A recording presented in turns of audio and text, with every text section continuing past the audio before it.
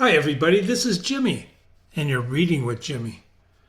This is Jimmy's quick take 10 minutes of the myth of Hercules, subtitled by Jimmy, Strength, Anger, and the Price of Glory.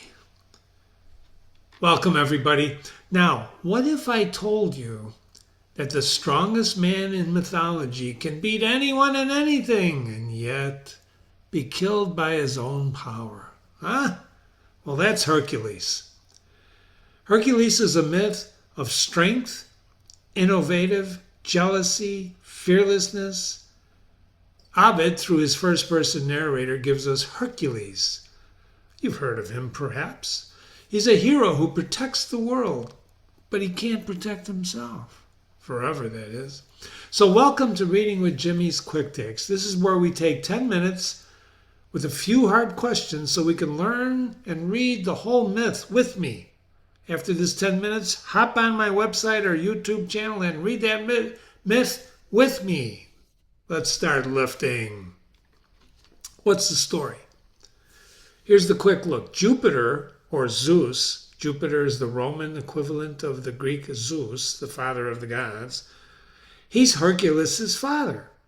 And the stories from the first-person narrator about his exploits gives us a very rich, profound history of this protector of the earth. That's who Hercules really is. And this is the Ovid, Metamorphoses, translated by Ian Johnston, who are the main players in this myth. Of course, there's Hercules. Achilles, the river god, that's the first guy he fights. Deianira, that's the wife of Hercules. Nessus, he's the centaur, half man, half horse. And of course, the gods. What's the plot? Well, it's not a linear story. It doesn't have a beginning, a middle, and an end. There's just a few stories in this myth, but the stories are rich with vivid detail. So first there's Achilles, the river god, who fights with Hercules for Deianira. And the god shifts his shape. He becomes a man, a bull, a serpent, and he's beaten by Hercules, who snaps off his horn. What? And when you read the myth with Jimmy, it's just tremendously descriptive. Your imagination's going to go wild. Then there's Nessus the centaur, who tries to carry Deianira off. And Hercules shoots him with an arrow that he dipped in the Hydra blood. He killed the Hydra, which is another creature and a beast, right? Hydra used to grow, you cut off their heads and it would grow two more. It was a many-headed creature. So as Nessus is dying, he tells Deianira to offer Hercules his cloak, which he has just dipped in his poisonous blood, in case he starts loving someone else. He says, please, put this cloak, have him put the cloak on and he'll love you forever. And in the death scene, Hercules does put on the cloak. And it's a horrible death scene. Horrible. Really vividly portrayed by the first-person narrator before he ends up dying and going to Olympus. So what's the deal? Well, Hercules is a strong man. Well, actually, he's a half-man, half-god. And he's described at the end of this myth as the protector of the earth by the gods. So what is that? And why is that? Protector of the earth. You watch a lot of movies, perhaps. You see Hercules movies. I've never seen him called the protector of the earth, which is why I don't watch movies too much. But when I do, I listen very carefully. Well, he kills a lot of beasts and creatures. He protects humans around him. And when he does make a mistake, he pays the price for his mistake. Willingly. He doesn't complain. He just, go clean out those, okay. He just does it. He's fearless. He never really takes in his personal say. He doesn't care about himself. He just wants to accomplish the task at hand. Do you know anybody like that? Are you like that? He's innovative in many ways. He's using his brain besides his brawn.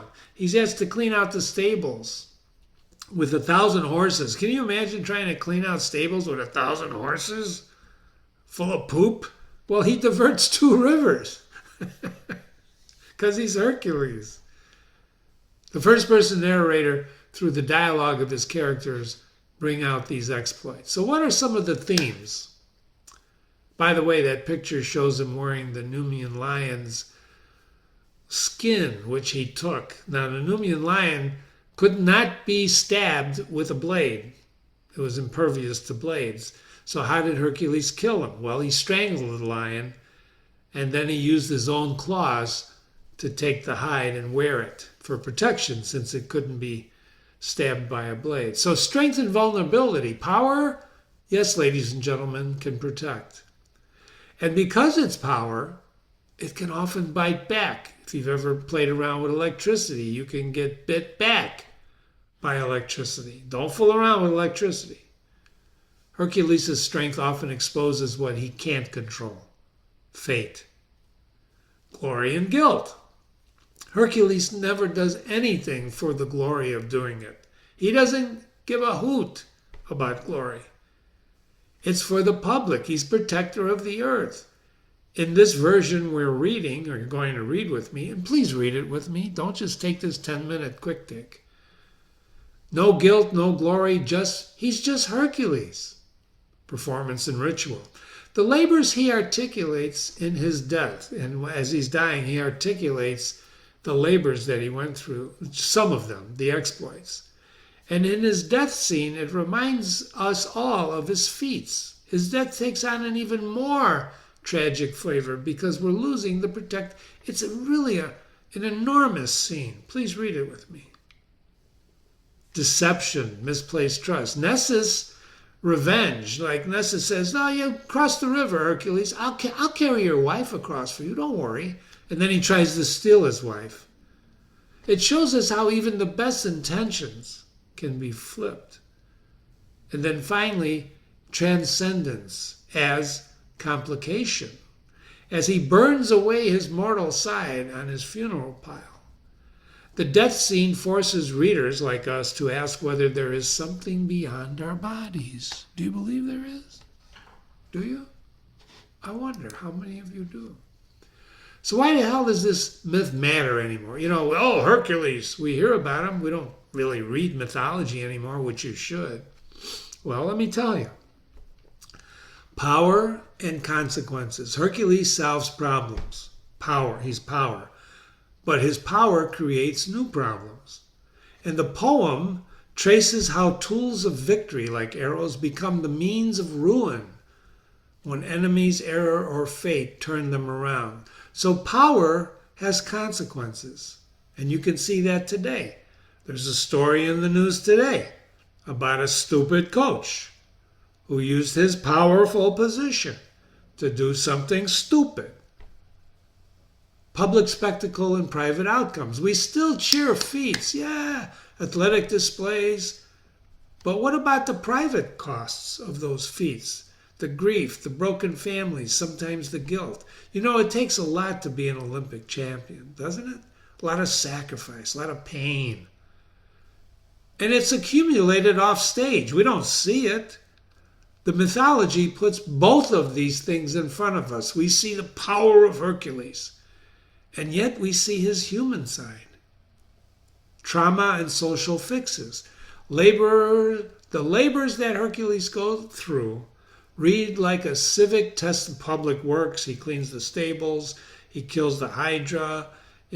He confronts Cerberus, the guy who guards hell, the dog who guards hell.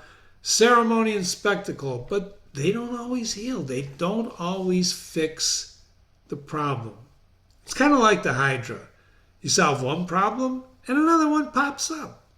And then finally sanctifying the dead, turning a man into a god. It sometimes softens the memory of what happened to Hercules, but I don't know. What are the implications for us? Is there an afterlife? These are all questions you got to think about when you read the myth of Hercules with me. So calling all readers. That's Hercules in 10 minutes. So come on down and unpack it with me and read the whole myth with me, and then read my analysis. You're already on my website, readingwithjimmy.com, or you're on my YouTube channel right now if you're reading this 10-minute quick take. So continue and read the myth with me and then the analysis. But let me leave you with this question.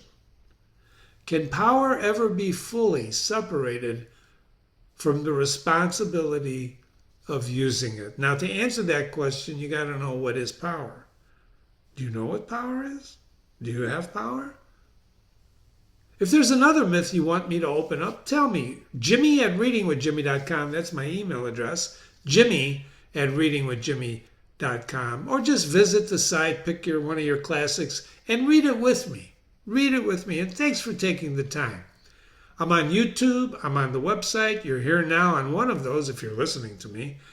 And for Hercules, I divided it up into only one reading. The myth we cover in just one reading. It's that short. But I also give you over an hour of in-depth analysis. Yes, ladies and gentlemen, we study Hercules. And by the gods, I hope you come down. I hope you come down and read it with me. Thanks for stopping by. See you soon. Or rather, hope you hear me soon.